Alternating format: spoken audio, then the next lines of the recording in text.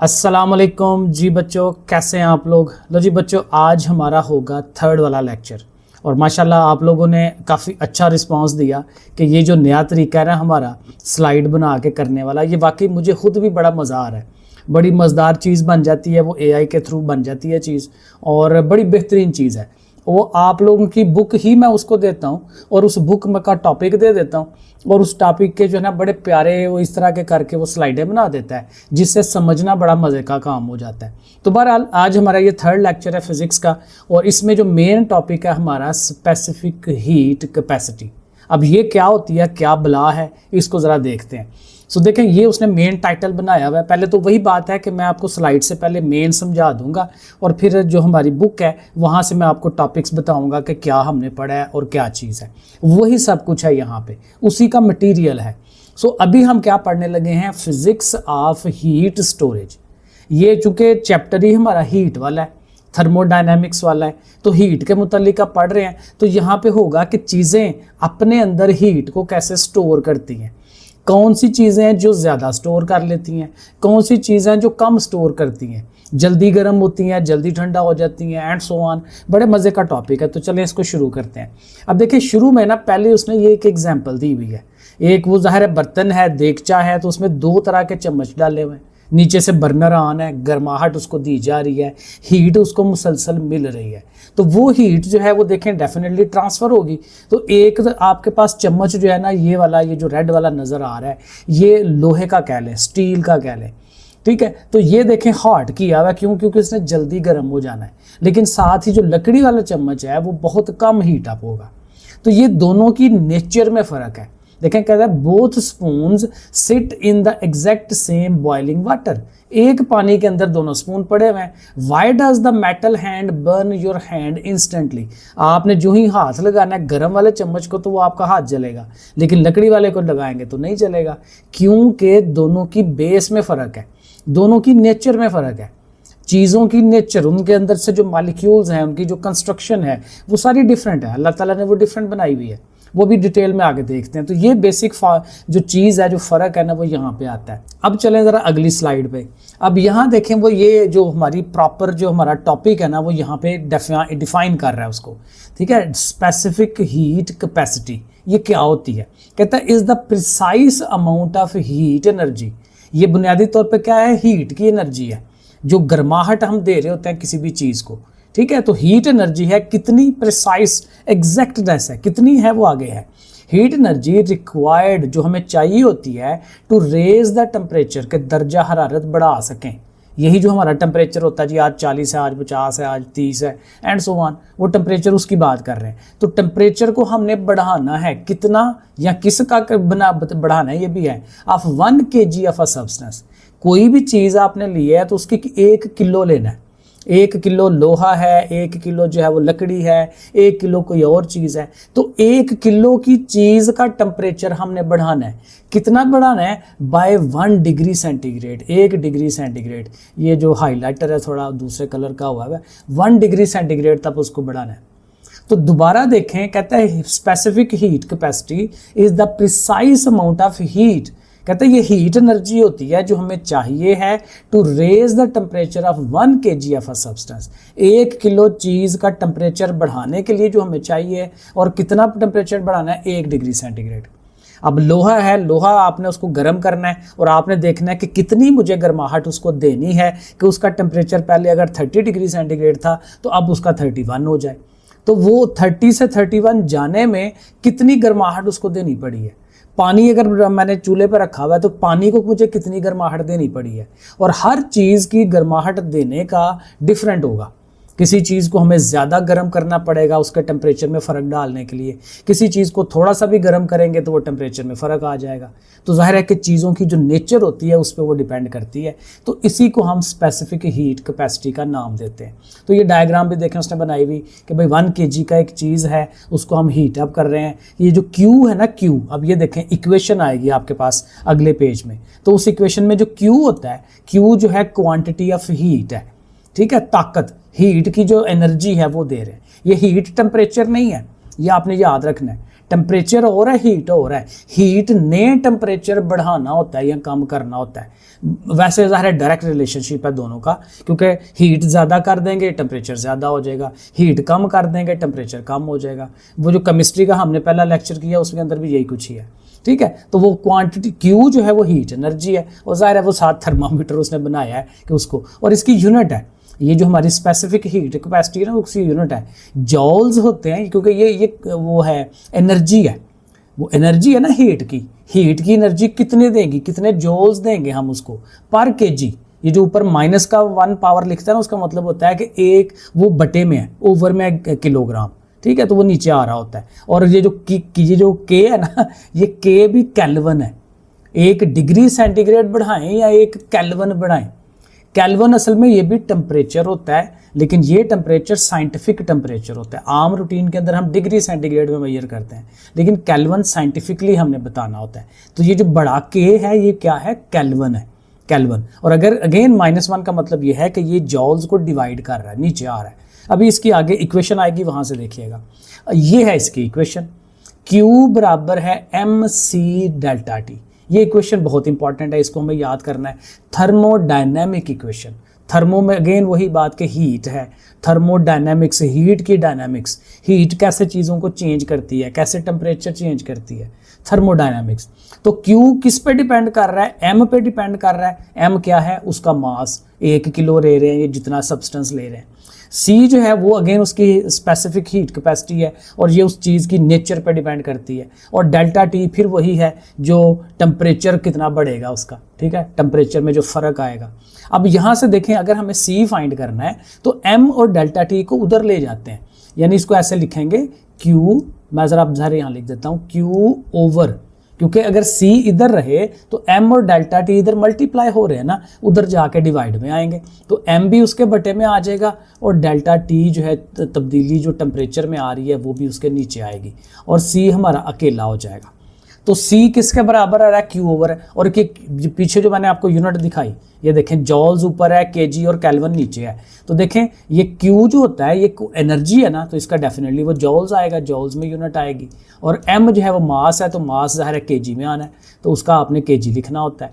और delta T temperature है, तो टेम्परेचर का उसने जो केल्विन लिखा हुआ था वो लिखना है। आप देखें जो वो पीछे था उसमें केजी और के ऊपर थे और माइनस की पावर थी, तो ये नीचे है ना, तो नीचे से आप इनको ऊपर जब लेके जाएंगे तो माइनस की पावर हो जाएगी। तो इस तरह से यूनिट बनाई हुई है, वो नीचे से ऊपर ले जाके तो पावर्स देखें यहाँ उसने माइनस में लिखी हुई है। तो इस तरह से हर इसकी यूनिट बनती है। तो ये समझाने के लिए था, ठीक है। Q देखें साथ लिखा हुआ है, टोटल हीट एनर्जी है, जॉल्स में मेजर करते हैं। M जो है उसका मास है, 1 kg है। Delta T change in the temperature है, चाहे डिग्री सेंटीग्रेड है चाहे केल्विन है। और C हमारा स्पेसिफिक हीट कैपेसिटी है। और यहाँ नीचे उसने यही लिखा हुआ है कि हमारे यहाँ जो Q है इन तीनों चीज़ों पर डिपेंड करता है।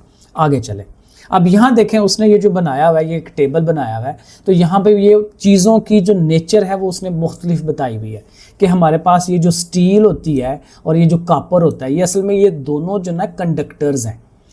कंडक्टर्स किसके हैं, हीट के और इलेक्ट्रिसिटी के। ये इनमें से हीट भी तेज़ी से गुजरती है और इलेक्ट्रिसिटी भी तेज़ी से गुजरती है। और देखें हमने इनको अगेन रेड बनाया हुआ है और छोटा छोटा बनाया हुआ है ग्राफ के अंदर, क्योंकि इनकी स्पेसिफिक हीट कैपेसिटी बहुत थोड़ी है। और बहुत थोड़ी का मतलब ये है कि ये बड़ी जल्दी हीट अप हो जाते हैं, जल्दी हीट अप हो जाते हैं। और मज़े की बात ये है कि उतनी ही जल्दी ये कूल डाउन भी हो जाते हैं, उतनी ही जल्दी ठंडे भी हो जाते हैं। तो ये याद रखना है, जितनी स्पेसिफिक है हीट कैपेसिटी कम होगी उतनी ये जल्दी गर्म होंगे और जल्दी ही ठंडे होंगे। लेकिन उसके मुकाबले में जैसे ये वुड है और रबड़ है, ये इंसुलेटर्स होते हैं। इंसुलेटर का काम ये होता है कि हीट को आगे ना जाने देना।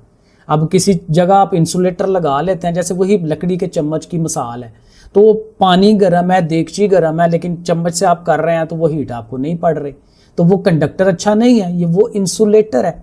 इसलिए उसके वो जो चम्मच जो है वो उसी लकड़ी का जो है वो ज़्यादा अच्छा रहता है, लोहे का अच्छा नहीं रहता। लोहे का हो भी तो उसका जो हैंडल होता है वो पीछे से पकड़ने वाला ये रबड़ का बनाते हैं, ठीक है। तो रबड़ जो है वो भी हीट को आगे नहीं जाने देता। लेकिन वो क्यों नहीं जाने देता, क्योंकि ये असल बात है, इसलिए नहीं जाने देता कि वो उसकी जो C है वो बहुत ज़्यादा है। मतलब ये कि उसको बहुत ज़्यादा हीट देनी पड़ती है 1 डिग्री टेम्परेचर बढ़ाने के लिए। तो इसी वजह से वो छोटी मोटी हीट को तो वो समझता ही कुछ नहीं है, ठीक है ना। तो इसलिए ये जो यानी याद रखने वाली बात क्या आ गई कि जो कंडक्टर्स होते हैं उनकी स्पेसिफिक हीट कैपेसिटी थोड़ी होती है, जो हमारे इंसुलेटर हैं उनकी स्पेसिफिक हीट कैपेसिटी ज़्यादा होती है, ठीक है। इस तरह से याद रखना है। और ये डायग्राम भी उसने इसी तरह से बनाई हुई है, और ये साथ उसने बताया हुआ है कि ये जो लो स्पेसिफिक हीट कैपेसिटी होती है उसकी फिर वो यही है कि फास्ट हीटिंग है, फास्ट कूलिंग है, और ये आइडियल फिर हो जाता है कुकिंग वेसल्स के लिए। वो जो बर्तन जो बनाना होता है तांबे का, लोहे का, ताकि वो जल्दी गर्म हो जाए, जल्दी ठंडा भी हो जाए। केटल्स हैं, हीट इंजन है। लेकिन ये जो हमारे रबड़ और ये जो इंसुलेटर हैं ये स्लो हीटिंग, स्लो कूलिंग, जब हीट हो गया तो फिर ठंडा भी आहिस्ता होना है इन्होंने, और ये फिर ज़ाहिर है कि ये इंसुलेटर्स के तौर पे ज़्यादा वो इस्तेमाल होते हैं। आगे चलें, अब यहाँ देखें, यहीं पे हम सारा मेन अपना मटेरियल यहीं पे समझ रहे हैं, वहाँ पे छोटा मोटा ही हो जाएगा बुक के अंदर। अब ये बड़ी ज़बरदस्त बात है यहाँ पे, कहता है ये जो पानी है ना हमारा, ये बड़ी ज़बरदस्त अल्लाह ताला ने बहुत बड़ी नेमत हमें बना के दी हुई है। मैं खुद पढ़ रहा था तो एक आइडिया मेरे जहन में आया, कैसी ज़बरदस्त बात है, वो एंड में बताऊँगा। यानी अब पानी जो है ये क्या है, पानी की अल्लाह ताला ने हीट कैपेसिटी जो है, ये जो स्पेसिफिक हीट कैपेसिटी है ये बहुत ज़्यादा रखी हुई है। ये देखें 4200 जॉल्स पर केजी पर केल्विन, यानी कि 1 किलो पानी को आपको एक टेम्परेचर बढ़ाने के लिए 4200 जॉल्स एनर्जी जो है वो देनी पड़ती है। फिर जाके वो 1 किलो का जो पानी है वो 1 डिग्री बढ़ेगा, 1 डिग्री टेम्परेचर उसका बढ़ेगा। तो ये देखें इतना बड़ा उसका लेवल, ऐसे करके ये शो कराने का यही मतलब है कि इसकी हीट कैपेसिटी बहुत ज़्यादा है। उसके मुकाबले में ये जो कॉपर है, वुड है, रबड़ है, उन सब की देखें कितनी लोअर है, कम है, थोड़ी है, ठीक है। अब अगेन इसका फिर फ़ायदा क्या होगा, फ़ायदा यही होता है कि ये जो पानी है ना ये स्टेबलाइज़र के तौर पे काम करता है, कि जहाँ पे गर्माहट आ गई, कोई बंदा जल गया, उसके ऊपर कहते हैं पानी डालो, ठीक है। पानी डालने से उसकी जो गर्माहट है वो वहाँ से निकलती है, और पानी को कोई असर नहीं पड़ता।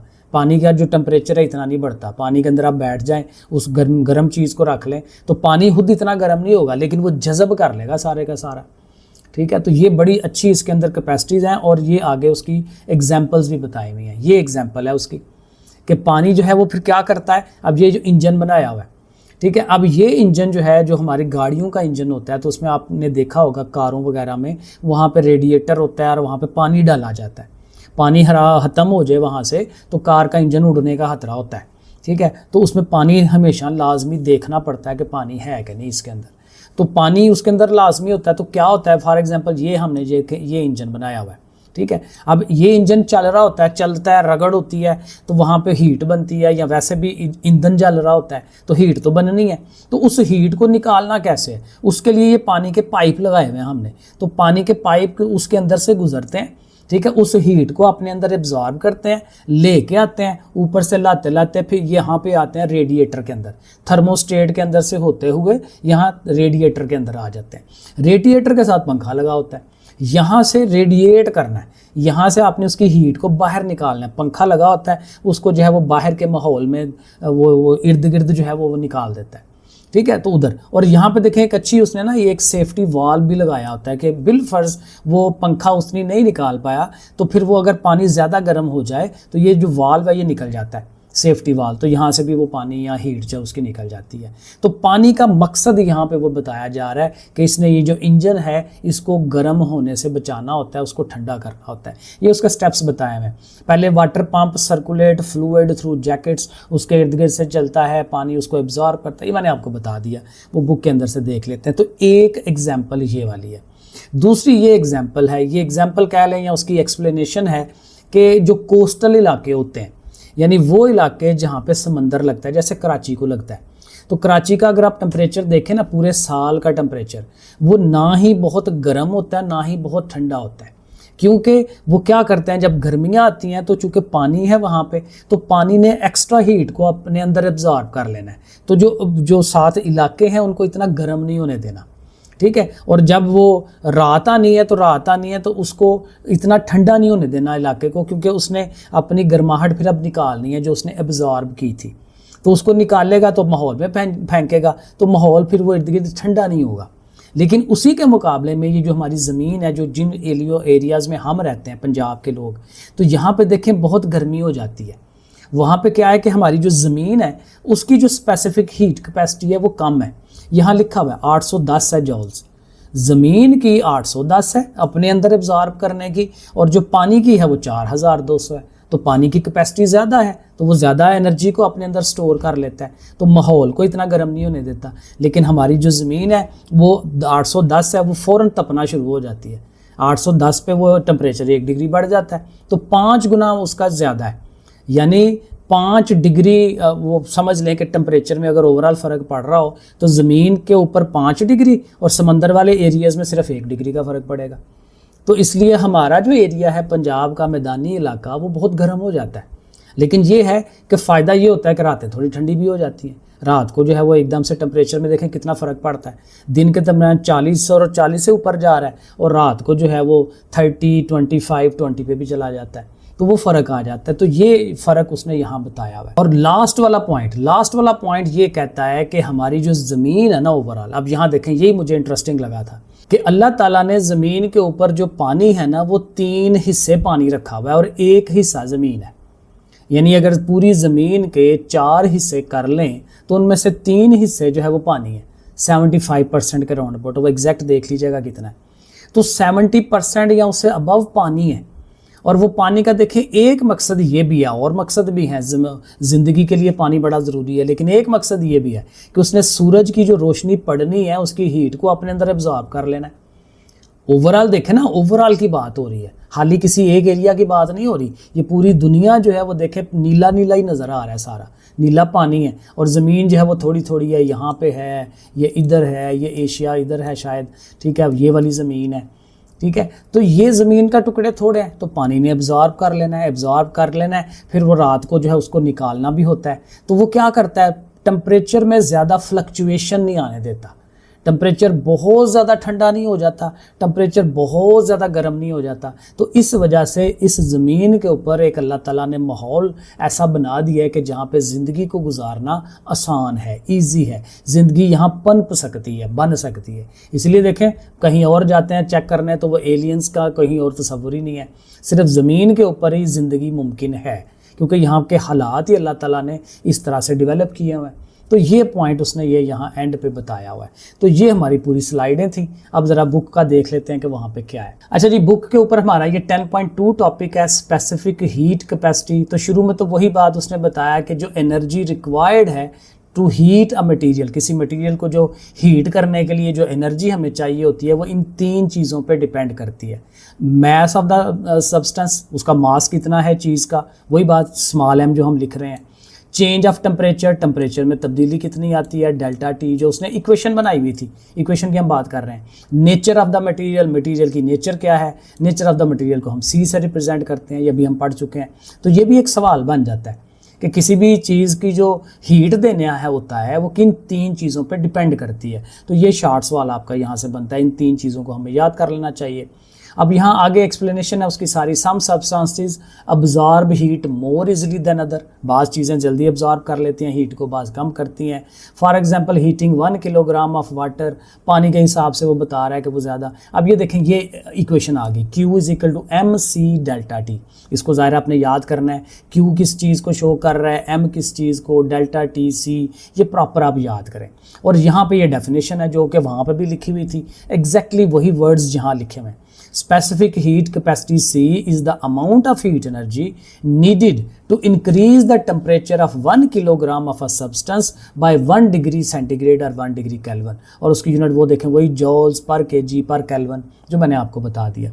ये देखें यही एग्जाम्पल, अब ये मैंने उसको मटेरियल दिया हुआ था ना, तो इसी एग्जाम्पल को उसने स्लाइड के अंदर प्यारा करके जो है बना के दे दिया था। यहाँ पे तो देखें किस तरह की तस्वीर है, वहाँ पे किस तरह की तस्वीर थी।